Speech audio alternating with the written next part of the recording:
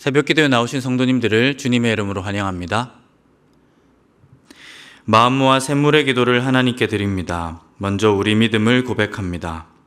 그런즉 이 일에 대하여 우리가 무슨 말하리요? 만일 하나님이 우리를 위하시면 누가 우리를 대적하리요? 아멘. 언제나 자기 백성을 위해 일하시는 하나님, 샘물 성도들이 이 고백으로 세상을 살아가게 하옵소서. 우리를 위하시는 하나님 품 안에서 언제나 평안을 누리게 하옵소서. 교회와 예배를 위해 기도합니다. 주께 힘을 얻고 그 마음에 시온에 데려가 있는 자는 복이 있나니 그들이 항상 주를 찬송하리이다. 아멘. 우리의 힘이 되시는 하나님, 샘물 성도들의 마음이 예배를 향하게 하시고 언제나 예배를 소망하게 하옵소서. 세상에서 가장 존귀한 자리, 예배를 기다리는 샘물이 되게 하옵소서.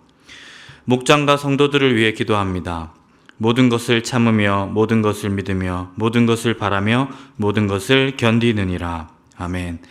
참된 사랑을 보여주신 예수님, 샘물의 목장이 그 사랑 안에 세워지게 하옵소서. 감정으로만 들끓는 세상의 사랑이 아니라 인내와 소망을 품은 사랑, 서로의 곁을 끝까지 지켜주는 예수님을 닮은 사랑을 하게 하옵소서. 다음 세대와 청년들을 위해 기도합니다. 여호와를 의뢰하고 선을 행하라. 땅에 머무는 동안 그의 성실을 먹을거리로 삼을지어다. 아멘.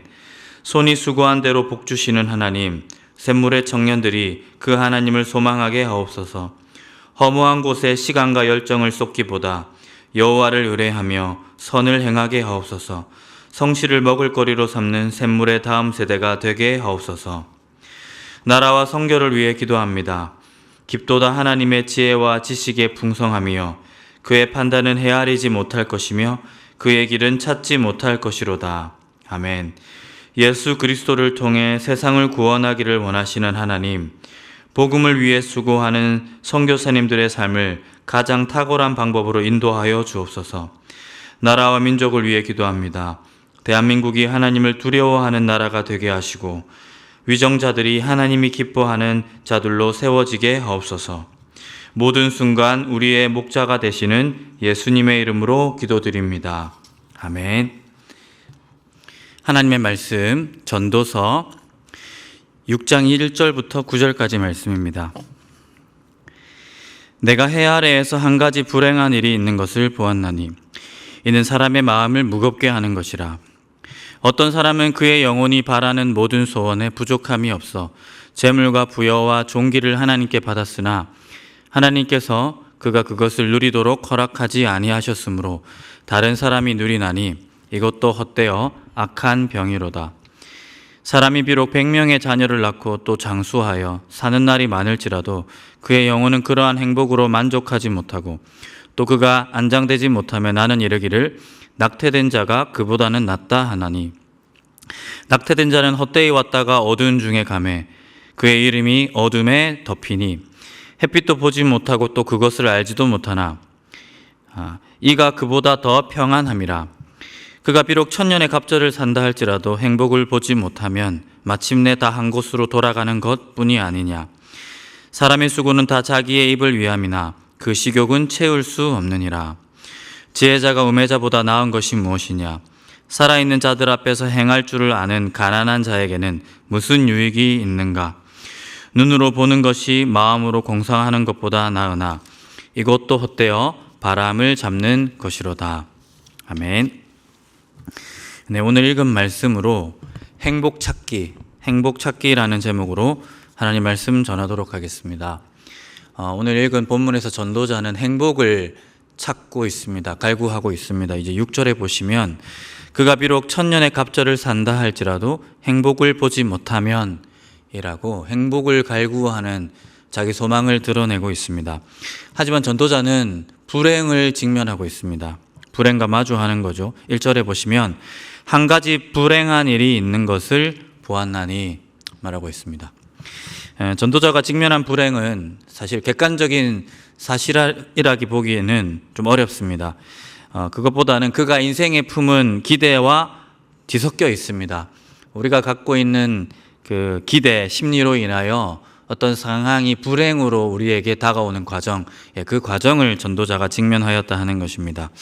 그래서 행복을 찾기 위해서는 실제로 행복한 장면들을 찾아 나서는 것도 필요한 일이지만 우리 자신이 가지고 있는 어떤 관점, 우리의 편견을 내려놓는 것이 훨씬 더 필요합니다. 나의 관점을 내려놓고 성찰하며 사물을 그 있는 그대로 볼 수 있는 것이 행복을 찾는 일에 훨씬 더 요청되는 일이더라 하는 것입니다. 오늘 말씀을 통해 그러한 차원에서 행복 찾기를 한 몇 가지로 시도해 보려고 합니다. 우선 첫째는 과정에 행복이 있다는 사실입니다. 과정에 행복이 있다는 사실을 우리 성도님들이 꼭 기억했으면 좋겠습니다. 2절을 보시면 어떤 사람은 그의 영혼이 바라는 모든 소원에 부족함이 없어 재물과 부여와 존귀를 하나님께 받았으나 하나님께서 그가 그것을 누리도록 허락하지 아니하셨으므로 다른 사람이 누리나니 이것도 헛되어 악한 병이로다 말씀하고 있습니다. 2절에 보시면 엄청난 결과를 낸 사람, 성과를 낸 사람, 성취를 이룬 사람이 나오고 있습니다. 그런데 그 결과를 그 사람이 누리지 못하는 역설적인 상황을 전도자가 관찰하였다 하는 것입니다. 마치 재주는 곰이 부리고 엉뚱한 사람이 돈을 버는 것처럼 관찰자는 그 사람이 얻게 된 그 성취를 다른 사람이 누리는 것을 보고 참 그 사람 불행하다, 허무하다 이렇게 판단하고 있는 것입니다. 이러한 실망감, 허무감의 기저에는 결과만이 즐거움이며 성과를 내가 누려야만 그것이 인생의 쾌락이고 의미가 있는 것이다라는 관점이 포함되어 있습니다. 그러니 좋은 결과와 성과를 내고도 그것을 누리지 못한다면 그건 참 불행한 일이다라는 한탄이 나오고 있는 것입니다. 하지만 그러한 생각이 담아내지 못하는 것이 하나가 있습니다. 바로 과정에서의 즐거움입니다. 과정이 즐겁다는 사실을 담아내지 못하고 있는 거예요. 한 사람이 풍성한 결과를 얻기까지 그 과정에서 그가 누렸을 행복감은 이 구도에서는 정확히 카운트되지 않고 있다 하는 것입니다. 인지되지 않는다 하는 겁니다. 여러분 이제 책 읽는 것을 좋아하는 분들에게 한번 물어보십시오. 독서의 기쁨이 무엇인지. 한 권을 딱 뗐을 때 기쁨이 막 몰려듭니까? 아니면 한 권을 딱 떼고 내 안에 남겨진 지식을 내가 적극 활용하는 순간부터 기쁨이 다가옵니까? 물론 그것도 기쁘죠. 한 권을 딱 뗐을 때 뭔가를 성취해냈을 때 결과를 만들어냈을 때 또 그것을 가지고 내가 유용하게 사용했을 때 기쁘기도 합니다. 하지만 독서의 기쁨은 그 과정에 있는 것입니다. 그것을 읽을 때 기쁜 것이죠. 화자나 혹은 저자가 들려주는 그 생각의 깊이를 알아가는 그 과정에서의 기쁨을 우리는 간과하지 말아야 할 것입니다. 그러므로 인생을 바라보는 눈을 바꿀 수 있어야 됩니다. 그 관점을 흔들고 성찰해내는 것이 우리가 행복을 바라보고 찾을 수 있는 방편이 된다 하는 겁니다. 결과에 닿는 과정에도 하나님 주시는 행복이 있다, 소소한 행복이 있다라는 관점으로 세상을 바라볼 때, 아니 내 인생을 바라볼 때 내 인생에도 분명 하나님이 허락하시는 행복이 있구나, 과정 중에 있구나라는 것을 우리가 깨달아 알 수 있다 하는 겁니다. 이것이 첫 번째입니다. 두 번째는 작은 그릇에 행복을 담아라입니다. 작은 그릇에 행복을 담아라. 성도 여러분, 행복의 절대량이 있겠습니까? 없습니다. 행복은 어떤 그릇에 담느냐에 따라 가득 차기도 하고 한없이 모자라기도 합니다. 어떤 기대의 양을 가지고 내 인생을 바라보는지에 따라서 감사하게도 되고 불평하게도 되는 것이다 하는 것입니다. 3절에 보시면 사람이 비록 100명의 자녀를 낳고 또 장수하여 사는 날이 많을지라도 그의 영혼은 그러한 행복으로 만족하지 못하고 라고 하였습니다. 3절에 나오는 이 주인공이 자녀를 많이 낳았다고 합니다. 그리고 자녀에 대해서 갖는 기대들이 되게 엄청났던 것 같습니다. 그리고 장수했다고 했습니다. 이 장수하여 펼쳐진 이 어마어마한 시간 동안 자기 인생에 엄청난 일들이 일어날 거라고 기대했었던 것 같습니다. 기대 심리가 많았다는 거죠. 자손에 대해서든 자기가 오래 살았던 그 인생에 대해서든 엄청난 일들이 내 인생에 벌어질 거다. 한없이 큰 그릇을 가지고 인생을 한번 담아보려고 노력을 했다 하는 겁니다. 근데 크기와 행복의 지수는 때때로 반비례하기도 한다 하는 거예요. 너무 큰 그릇을 채우기가 힘들다 하는 겁니다. 7절에 보시면 사람의 수고는 다 자기 입을 위함이나 그 식욕은 채울 수 없느니라 말하고 있습니다.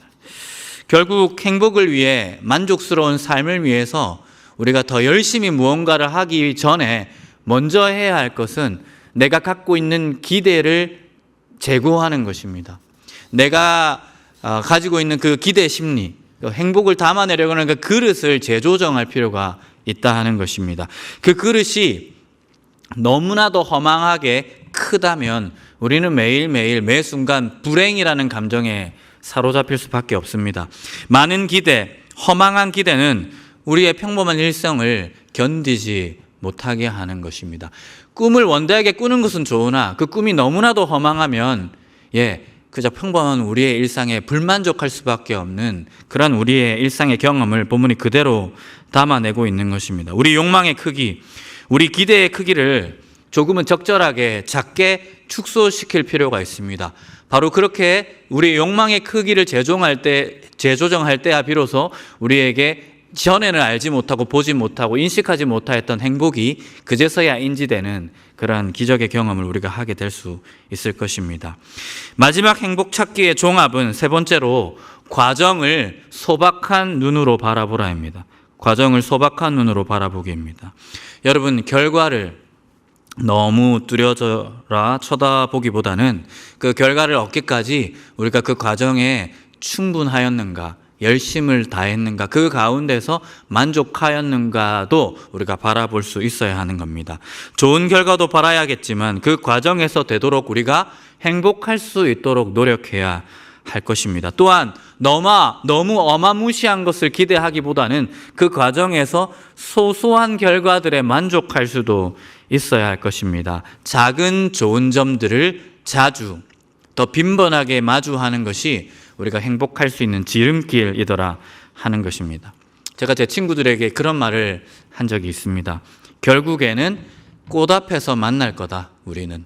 이게 무슨 말이냐면 저희 어머니도 그렇고 제 주변에 중년 여성들의 휴대폰 안에는 꽃사진이 항상 가득한 것을 관찰했습니다. 그것을 가지고 개인적으로 좀 묵상해 봤습니다. 그분들이 왜 그렇게 꽃사진을 몇백 장이고 찍을까? 그것은 우리가 볼 때는 촌스러워 보이지만 아직 젊은 저라는 사람이 봤을 때는 어떻게 보면 좀 촌스럽게 느껴질 수 있겠지만 그것은 지혜를 얻어가는 과정에서 획득한 것일 것이다. 저는 이렇게 결론 내렸습니다. 무슨 말입니까? 지금 제 눈에는 꽃이 보이지 않습니다.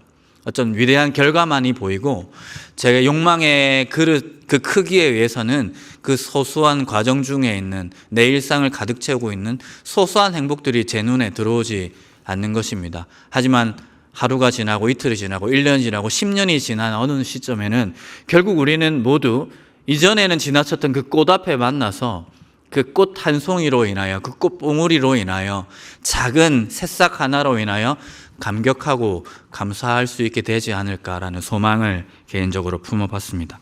소박한 눈으로 우리네 삶의 과정에 그야말로 득실거리는 아름다움과 행복을 바라볼 수 있는 것, 그것이 전도자가 우리에게 던지는 지혜로움이며 그것이 우리가 더 조속히 더 충만하게 행복할 수 있게 되는 비법이라고 저는 생각합니다. 말씀을 맺겠습니다. 여러분의 삶에 과정의 행복이 있다는 것을 직시하시고 조금 작은 그릇의 행복을 담아내려고 노력해 보십시오. 과정을 소박한 눈으로 바라보는 것입니다. 그 지혜로움 안에서 전에 알지 못하였던 보다 더 풍성한 행복감이 여러분의 삶에 충만할 것이라고 저는 확신합니다. 이 지혜로움으로 은혜를 누릴 수 있는 모든 우리 샘물 성도님들 되시기를 주님 안에서 간절히 소망합니다.